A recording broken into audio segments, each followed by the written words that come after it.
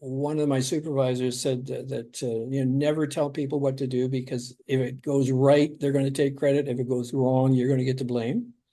And from there, it was, if people say, what should I do? Turn it back to them and saying, what do you want to do? It's not about me, it's about you. It would be, what would be the ideal outcome, or, what would be the ideal resolution for you? So to get them focusing on what they want rather than what I think they should have.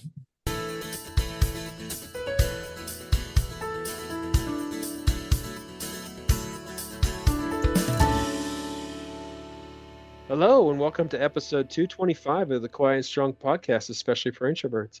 I'm your host, David Hall, and the creator of quietandstrong.com. This is a weekly podcast dedicated to understanding the strengths and needs of introverts, along with strategies for success. Introversion is not something to fix, but to be embraced.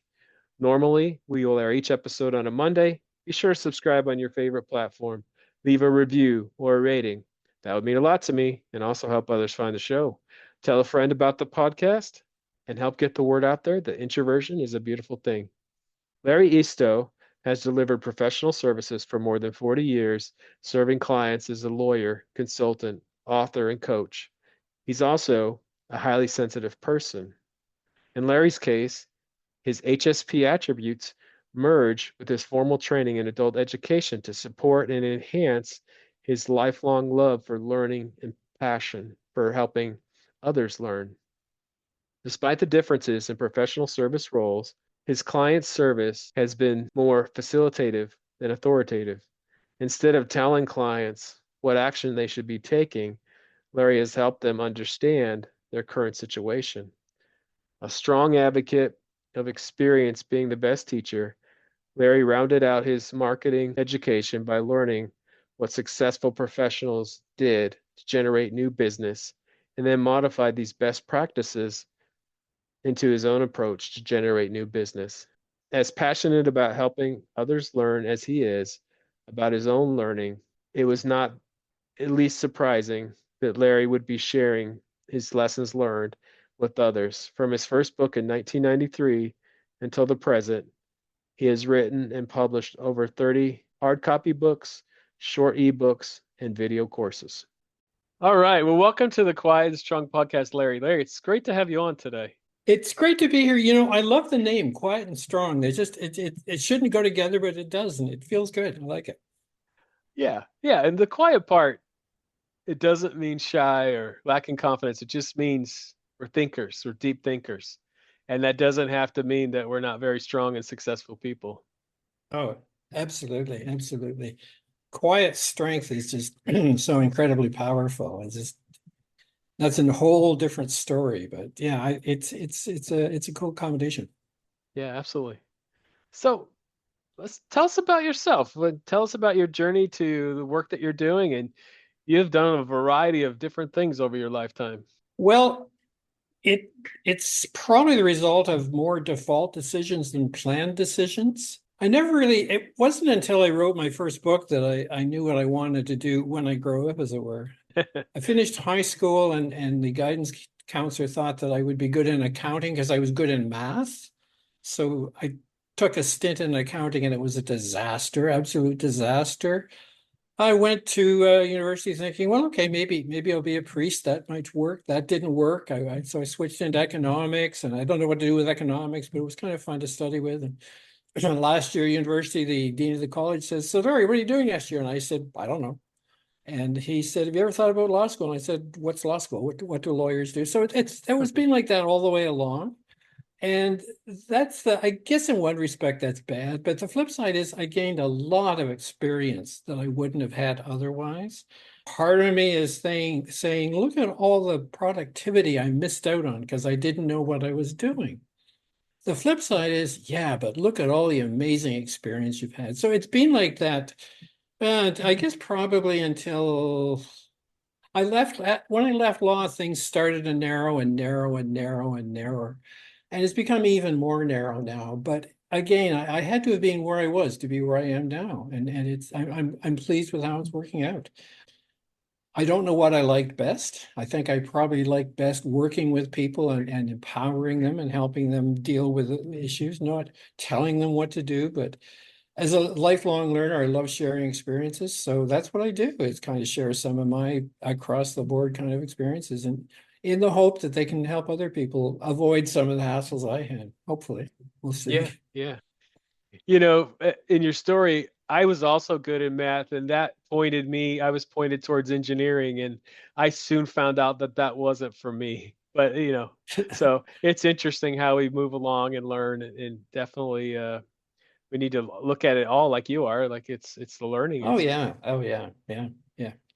It's all in how we frame it. I can say I led a really confused life, or I led a life full of rich experiences. So ever the optimist, huh? Yeah. So, Larry, you talk about that you're a highly sensitive person. Sometimes that's referred to as HSP, and you're also a fellow introvert. When did you figure those things out, and did you struggle with coming to embrace those things? Well, it's interesting. I guess about 20 years ago, 25 years ago, when Elaine's book came out, The Highly Sensitive Person, I just came across it. I wasn't, it was just something that intrigued me, because I'd had people say as I was growing up, "Why are you so sensitive?" Or, "My goodness, you're easily hurt." And it's just, hey.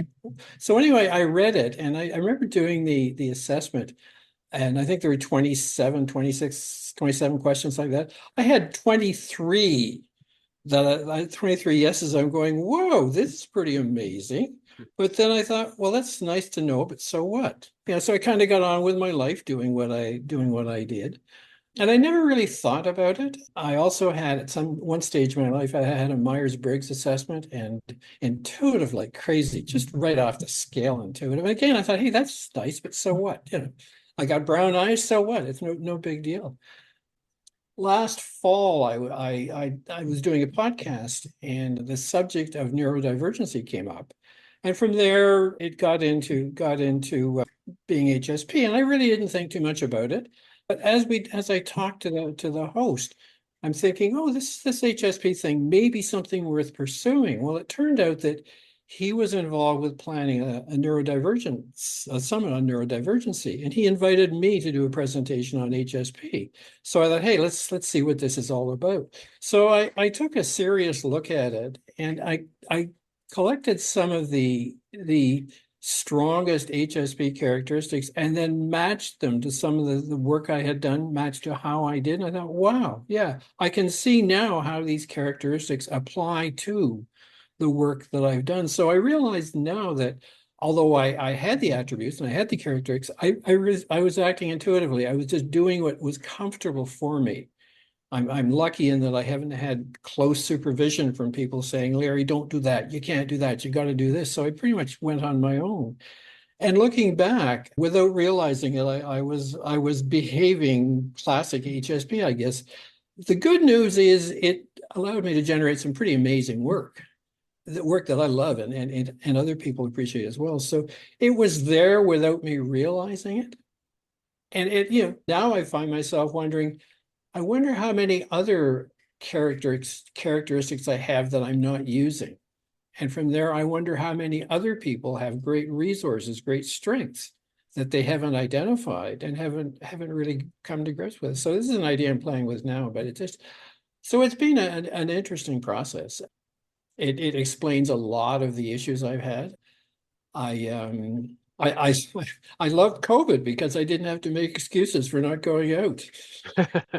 Yeah, yeah. And so that it explained that. We moved about 3 years ago, moved from the suburbs of Toronto, which are closer to downtown. Well, as it turned out, we've got a beautiful ravine behind us. And it's been a life-changing experience for me, primarily because I can go and sit on the patio and there's nothing out there but nature, in the case of talking to the squirrels or talking to the trees or whatever. So I'm realizing that that's a real bonus, that I'm comfortable in nature, which I've always been, but now I'm thinking, okay, it's part of who I am. Yeah. So you realized that you had been using at least some of your gifts and strengths without putting a label on them. Correct. Yeah.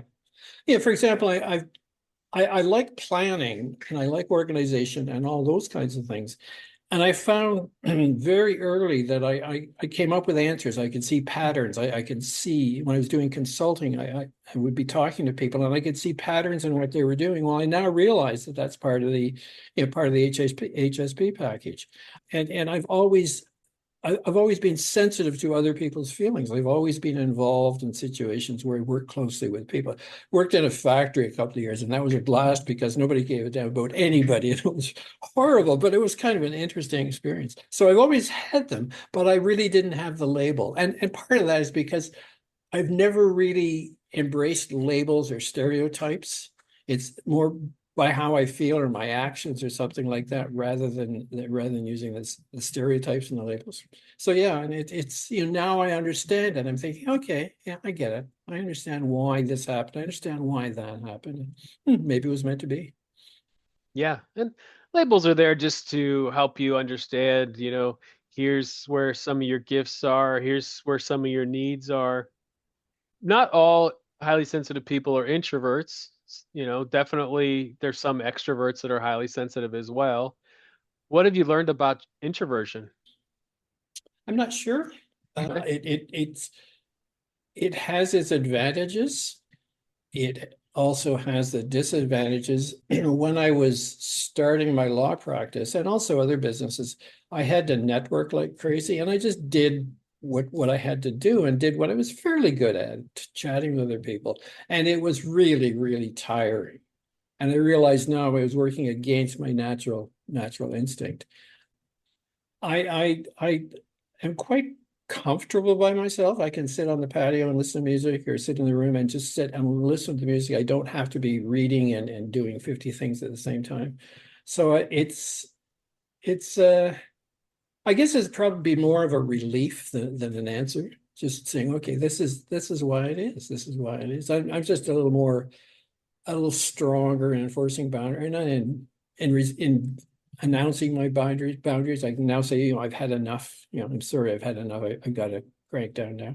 And I'm just more comfortable in saying that. Whereas before I understood it, with Larry, be polite, stay here, you can't leave, and all those kinds of things. So it's just and maybe that's maturity. I don't know. It's probably a little bit of both, I'm sure. Yeah. And so what have you learned, like, as far as boundaries, like how have you learned to articulate those to others? I'm still learning. I'm still learning. It's hard for me when I see how somebody's behavior is bothering me to tell them to stop. It's hard to me. It's hard for me to, yeah, be critical of what other people are doing. So I still, still a people person, or still a people pleaser, still internalize a lot. Will I get better as I improve, as I continue to get more? I don't know. I don't know. I don't like hurting people. I really don't like hurting people. So if I hurt myself, at least I can work it through. Yeah, well, that's a good thing. Not wanting to hurt people. That's awesome. You said earlier that, somebody might say, "Oh, don't be so sensitive." I know that's most highly sensitive people don't want to hear that, you know. And what have you discovered is a strength because you're sensitive? I can read myself better. I know I have a physical feeling when I'm reaching overload, and I know that I just have to turn things off at that time. And I'm more comfortable saying, I'm sorry, I've had enough. I have to leave now. I'm more comfortable saying that, and also avoiding situations that could cause it. With the move, I started going to a new church, and it's a magnificent building and a great community. And it's a spiritual home I think I've been looking for my entire life. I like going early because it's quiet, and just being in this magnificent building when it's quiet. But when it's over, it's coffee time and it's a low ceiling in the coffee area and it's really noisy, like really noisy. I'm usually tired from the service because I'm actively involved in the service with the music and the preaching and the prayers. So I know that I have to get out as soon as possible. I do the polite visiting, but I don't hang around for coffee. And my friends know that that's just the way I am, that, I'm not being antisocial. I just need some space because a lot of them have similar kinds of issues and are recognizing similar kinds of issues. So it's just a case of probably being more aware of myself and being more true to myself. When I made a shift in marketing away from standard marketing into authentic marketing, I really started to recognize the importance of understanding who we are and being true to ourselves. So authentic marketing to me is just, marketing your services the way you would make friends. And that's based on who we are and what we're all about. And the same thing when I'm encountering potentially overloading situations is knowing myself well enough to do the self-management. And it's a work in progress, but I'm getting better at it. Yeah, absolutely. And we definitely bust myths on this show. Is there a myth about being a highly sensitive person that you want to bust today? I don't know. I don't know how many people in my world even know what it means. I mean, periodically I will say something and I get a look of recognition or something, huh? And I don't talk about it a lot. I have a friend who's a musician and a very sensitive guy, very talented musician. And I had a conversation with him one time, and he said he felt overwhelmed by life. And I'm thinking, you are probably HSP. So we arranged to get together, and so we're having coffee, and we chatted about it. And I said, "Have you ever heard about a highly sensitive person?" He says, "Oh yeah, I am one with a touch of ADD." Okay, fine. There goes the discovery. But it's not something that is part of my normal conversation. It's just I don't raise it. It just comes up incidentally. So it's just yeah, people talk more about my books or my background or something like that than that characteristic. So in terms of myths, it's not so much in my world. Okay. Yeah, and so you have written a lot of books. How many books have you written? I think 31, Okay, and wow. they're not all ginormous books. Some of them are like 50, 60 page ebooks, and Okay. some of them are video courses. So it's not like a library of 30, but I'd say 31 books or book equivalents. So yeah. How did you become an author? How did you decide to do that? It was after I left law and I was starting a consulting practice, and I went to a workshop on how to build a consulting practice. And the facilitator talked about the importance of having a book. And I thought, yeah, I like that idea because I've always loved reading and I've always been an avid learner. And so he did a quick little 15-minute presentation at the end of the workshop on how to write a book. And it was outside of Toronto. It was about 2 hours away.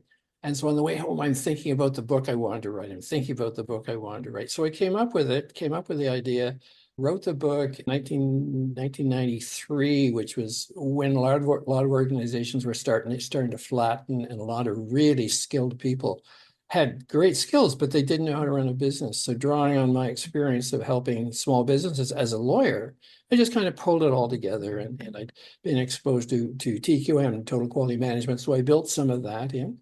And so I did it. And I put the book together, and a friend of mine who was a graphic designer did the design, and it was printed, and yeah, that was kind of fun, kind of exciting.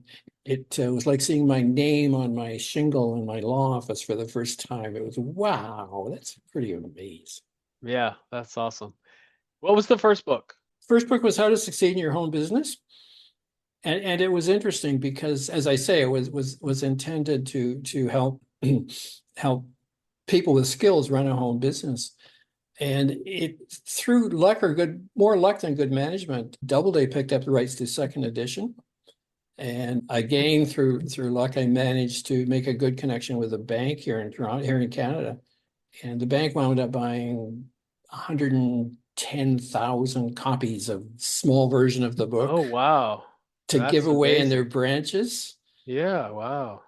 And so that was kind of exciting. And that was such a great success that I thought, hey, I can do another book. So asked them if they were interested in marketing books. So I did a little marketing book for them, More Business for Your Business. And that led to a cross-country speaking tour, shore to shore in like 10 days, 21 presentations in 17 locations in 10 days. A Wow. dream, a lifetime dream to do that kind of thing. And once I did that, I loved writing so much that I just one book led to another, led to another, led to another. And then once I started working online doing video courses, I thought this is even better than traveling. I can do the video course here and I don't have to travel. So that's how that arose. Yeah, so how would you sum up all your writing? What have you written about? It's been an interesting journey. I started out with the nitty-gritty of business kinds of things. And that was the first book, and second book was marketing. And then I did all sorts of business kinds of things, targeting primarily. I eventually moved from small business to professional service businesses, which is my most recent big book, How to Succeed in Your Professional Service Business for Self-Employed Coaches, Consultants, Therapists, nutritionists, those kinds of folks. But what has been happening is my focus has been going more now to personal development and spirituality. When we moved about a year now, within about 2 years of moving, I had done two books. Didn't want to get involved with publishing and marketing two books. So I created a video course to go along with them. And I spent more time doing personal development. So that's my focus now. I'm narrowing into that. And it's open-ended, combining with spirituality, and so started out with the business area, but now focusing on spirituality and personal development. Yeah. Do you have a favorite book or one that's most meaningful to you? Do you have a favorite child? No, I'm not allowed to say. I think it would have to be the first one, Okay. because it it helped my mind shift from I can't to I can. And it demonstrated that if I focus on something and really draw upon support network and really involve other people, although I did all the writing on my own, it's a classic story. Once it's done, it's a team project, and it generated so many opportunities. I was in Nicaragua one time, and I met a woman who was from, I don't know where she was from, it doesn't matter. She had a friend in Canada, and a friend in Canada gave her a copy of my book. So here I am in Granada, Nicaragua, meeting a lady who had a copy. She didn't have it with her, but knowing my name from having written a book. And that was exciting. But what was even better was she told me how much it helped her. I thought, wow, isn't that amazing? So it have to be the first one, because it just opened the door to so many other really exciting opportunities. Yeah.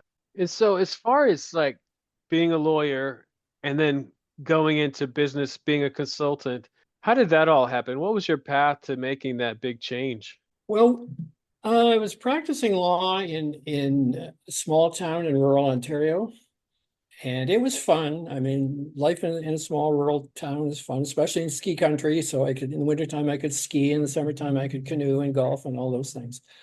But started to run out of growing room. My wife was a psychologist. She's retired now. And we had small kids, and we thought, our kids are going to be bright kids, and they're going to need more than what's in a small town.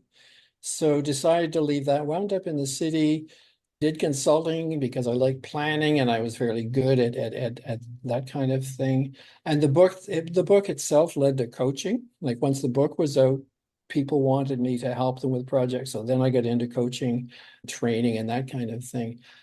It hasn't been, it's been more a combination of being tired of something and looking for something new to get into. Like right now, I'm tired of spending as much time alone as I have. So I'm looking for new opportunities to interact and play. So it's just a case of probably being aware of what I need and trying to find resources to meet that need. I'd like to say it was a life plan, but it wasn't. It's just, sniffing the wind and finding out what's available.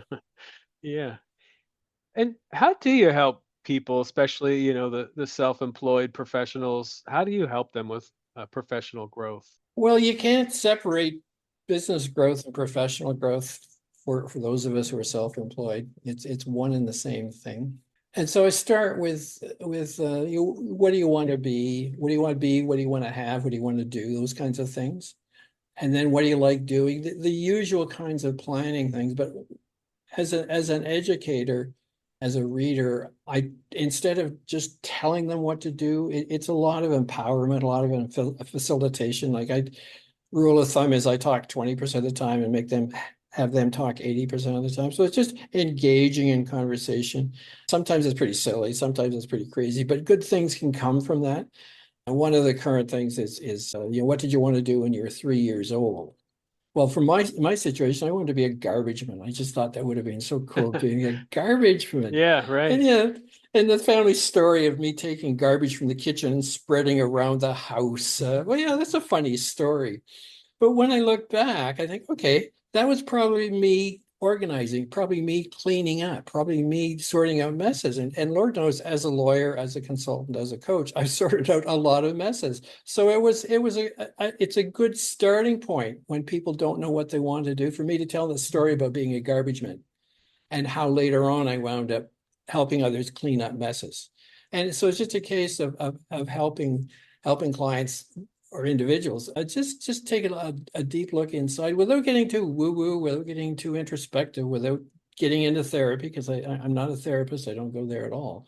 But just conversational, just chatting with friends, kinds of things. And I've got enough experiences of my own and other people, so I can always pull on a funny story to release the tension and get people thinking again. So it's a combination of storytelling and HSP and insights and sensitivity and all those kinds of things. I wish there was a formula I could package and sell. I can't. Yeah, yeah, everybody's a little different. Yeah, oh, totally, absolutely, and that's what makes it fun and exhausting and exhausting. Yeah, and I've heard you say that and you may have said this today too, but that you're not telling people what to do. What is that about? Like, how is it that, people need to come up with their own conclusions? Probably, probably started in my legal training. Part of the, and this wasn't the law school. This was practical training. One of my supervisors said that never tell people what to do, because if it goes right, they're going to take credit. If it goes wrong, you're going to get to blame. And from there, it was, if people say, "What should I do?" Turn it back to them and saying, "What do you want to do?" It's not about me; it's about you. And so it was kind of part of my early training. And also, I don't like being told what to do. If somebody helps me come up with a solution, that's great.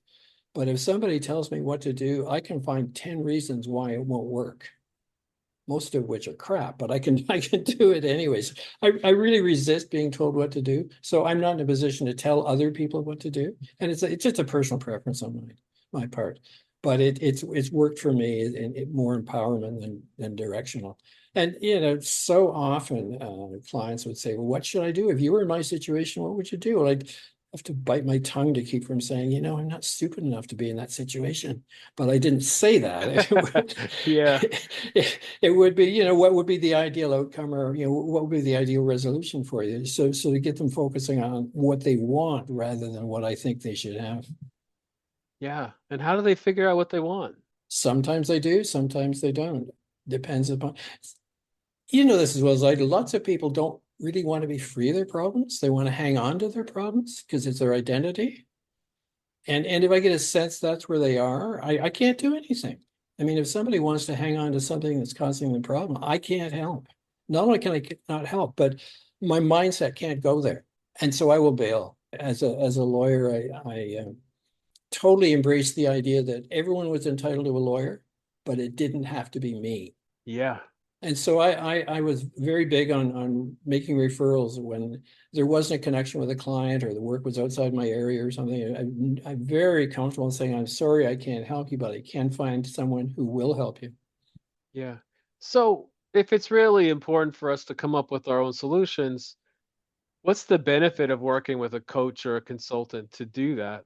It's two things. One is the fresh eyes that when we spend a lot of time looking at the problem, it just gets bigger and bigger and bigger, and fresh eyes may not see it as big. And secondly is the experience base.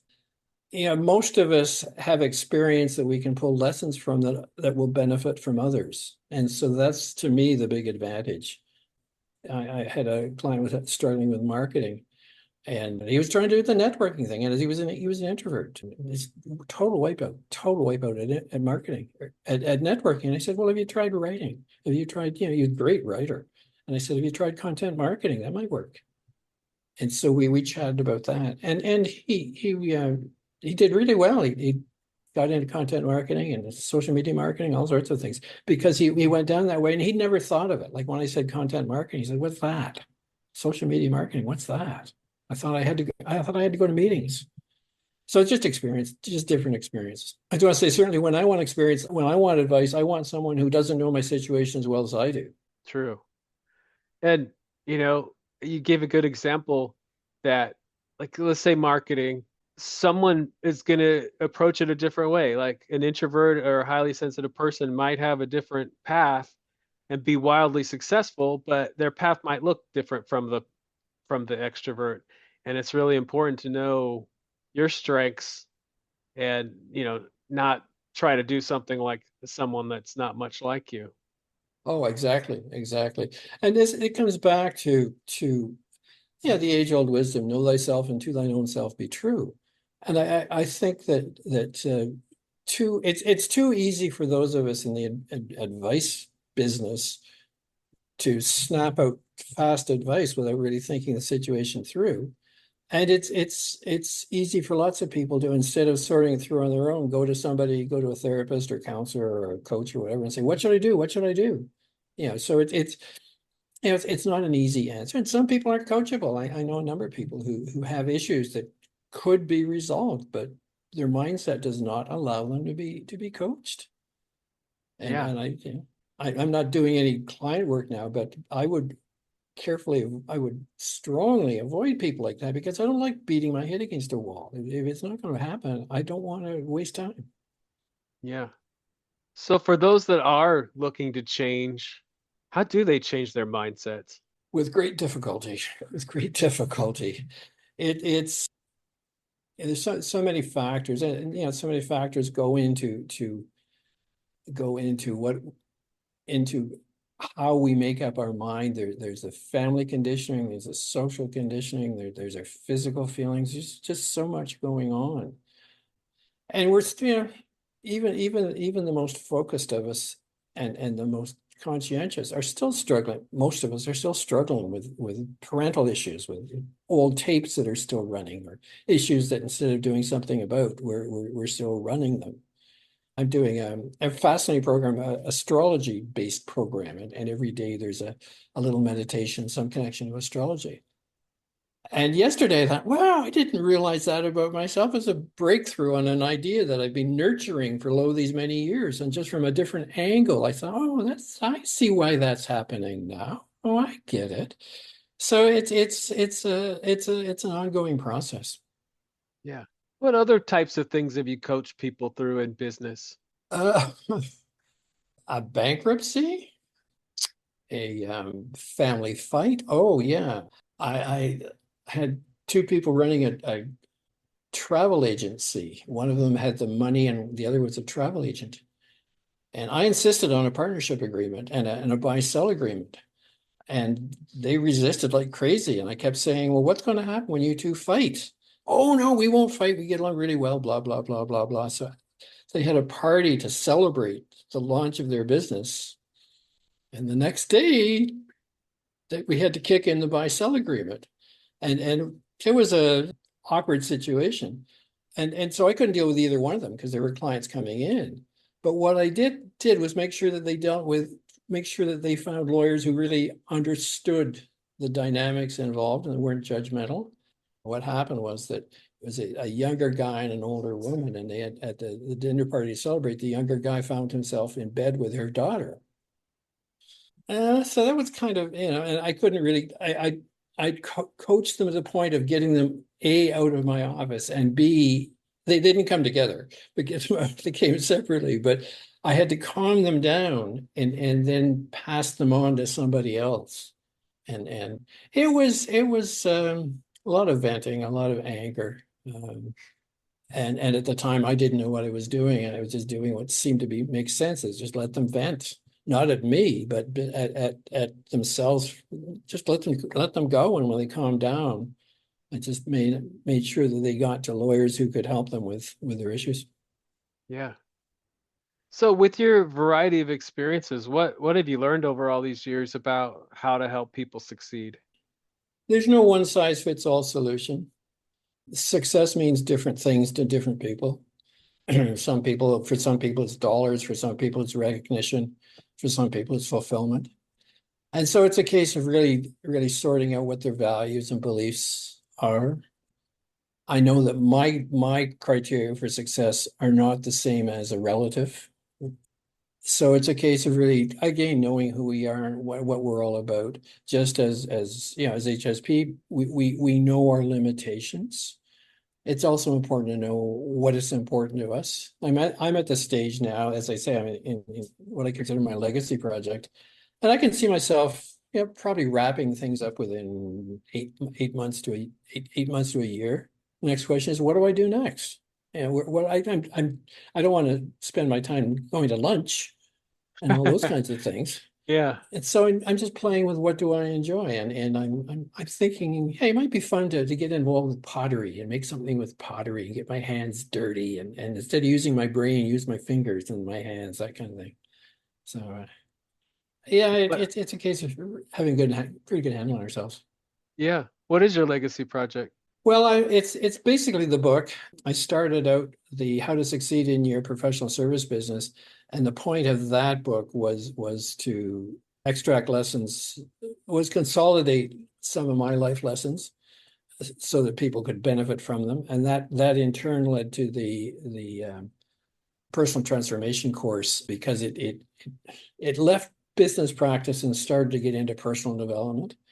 And so it's the book, and the book is out there, the course is out there, and podcast, doing podcast guest, it's really fun. I this morning I listened to a podcast I'd done about a month ago, and what I like to do is go back and listen to them with an open mind, what's happened in the past month, and I came up with some really cool ideas. So I got a blog post developing from that. But it's basically to pay back what I can, to share some of the lessons I've learned with others so that they can benefit from the experience. Basically doing for others what would have been nice for me to have, Yeah, right. instead of doing it all on my own. But yeah, and for me, part of success is having people say, thank you, I really appreciate how you helped me understand that issue or whatever. You ask about my book. The first book, a guy that I knew, he was a nephew of somebody I helped write a book. He made a change in his career. He was a clerk, and he decided he wanted to be a financial planner. And he wound up becoming a financial planner. He wound up teaching it at a community college. And he credits me with the decision based on my book. And every time, I haven't seen him in years, but whenever he'd see me, he would thank me for helping him make the move from being a clerk to financial planner. So those are the kinds of things that help me feel as if I'm making life better for me and others. That didn't come out right, but where's the editor when you need him? You said something when you started this thought that there's not a one size fits all, and that right there is a big lesson. That was Oh one yeah. I had to learn because, early on in my work life, it was it you were made to feel like there is a one size fits all solution. Yeah. And that's been part of my growth, is just realizing, you know what, I have my strengths, I have my needs, and my path to success is going to be being my authentic self. Oh, absolutely, absolutely. And it's so easy to fall into, oh, I don't want to go through this. Oh, here's a solution that might work for me, and just go down, take somebody else's solution and go down their rabbit hole. And it's just, again, we've since we were kids, most of us being told what we should do. And it's hard to turn that receptor off. It's hard to put the filter in place. Like when somebody says I should do something, part of me says there may be some wisdom there, and the other is don't tell me what to do. So it's a Right. constant struggle, constant struggle. Yeah. So I try to avoid the word should. Brad Yates is one of my heroes. He does EFT, emotional freedom technique, and he talks about shoulding yourself, shoulding all over yourself. And I love that expression, because I should do this or I should do the other stuff. No, if I do this, it's a better approach than that. It's a choice, not a should. So it's not easy. So yeah, there's no one size fits all. And even something that might have worked 5 years ago might not work now. Things I've done in the past are no longer working. It's not the technology. It's I've changed. The world has changed. So it's this, constant growth and continuous change. Yeah, and that's the key. We are always changing, Oh and yeah, the yeah. world around us is changing. And we're always learning. I was just saying to somebody earlier, it's like, yeah, sure, I knew a lot when I started this podcast, but I learn every day. I learn talking to great people like yourself. It continues to sharpen who I am and what Oh I yeah, yeah. understand. And we're never done learning, right? Oh no, it's funny. I periodically go back to go back to the glory days of being a brand new lawyer when I knew everything. Oh, I right. knew absolutely every answer to every question that had ever been asked, and smile about that. But now, just I don't know. I'm quite happy saying I don't know. Yeah, I don't know if I'll get this expression right, but something along the lines of I'm not young enough to know everything or something along those lines. Yeah, oh yeah. My one of my grandmothers had a plaque on her wall in German. Wir get too soon, wir get too soon old and too late smart. Yeah, yeah, for sure. Larry, this has been a wonderful conversation. Is there anything else you want to add today? No, it's been fun. It's the weather's great here in Toronto. We finally got a nice day, so I'm very attuned to the weather, so I'm feeling good. And it's always fun to have these conversations because the introvert in me really resonates with like-minded people. And if this conversation can help five people, we're off to the races. We're doing Yeah, our bit. yeah, absolutely. And it will. Oh, I hope so. I hope so. Larry, where can people find out more about you? Two places. One is my website, larryeasto.com. And I tried to avoid too much information there. So the first page is kind of a process to decide what you want. If you want this, click here. If you want this, click here. If you want this, click here. Towards the bottom of that page, there are two free thank you gifts. People taking half an hour, three-quarters of an hour to listen to this podcast. I want to thank them for their time. So one gift is a book called 26 Ways for Service Professionals to Get More New Business. 26 Ways being A to Z. And that's available at Amazon, but it's free through my website. And the other one is a book that I just finished, I guess, in probably December, January. It's a book called New Beginnings, New Opportunities, Letting Go and Moving On. And that's the leftover content that didn't make it into my book or my course. It's a really interesting book because it's talks about what's involved with letting go, and it kind of summarizes the things we talked about. Totally free, don't need an address, just go to the website, download it, and enjoy it and pass it around. And the other one is LinkedIn. I'm on LinkedIn. I post usually every day and respond to messages. So either my website or LinkedIn are the two best ways. Sounds great. And we'll also add all that to the show notes. Awesome. Super. Thank you so much. All right. Well, thanks again. Hey, thank you. Thank you so much for joining me. I appreciate you. I hope you take the time to explore other episodes and learn from other amazing guests. Remember, if you're interested in getting to know yourself better, there is now a free Type Finder personality assessment on the Quiet and Strong website. This free assessment will give you a brief report, including the four-letter Myers-Briggs code. I'll add a link in the show notes.